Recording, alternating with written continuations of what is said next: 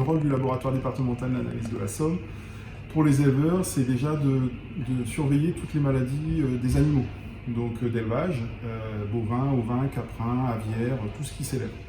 Donc on va chercher les maladies dans le sang, on va chercher les maladies dans différents écouvillons, nasaux, cloacaux, etc.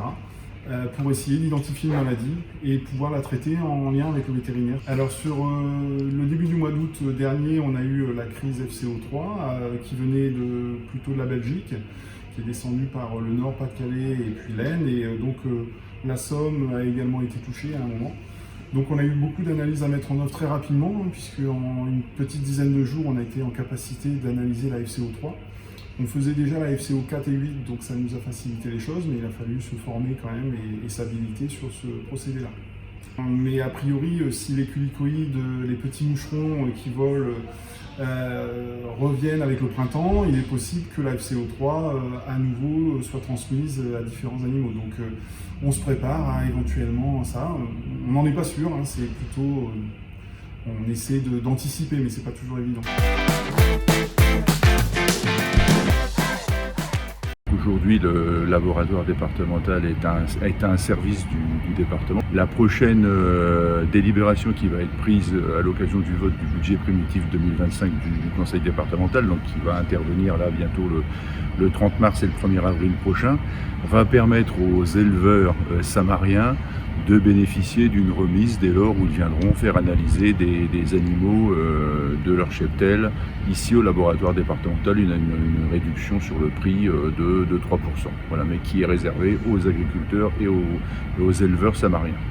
Voilà, c'est surtout de la prévention et voilà, le fait d'inciter les éleveurs à venir faire analyser leurs animaux morts, quoi.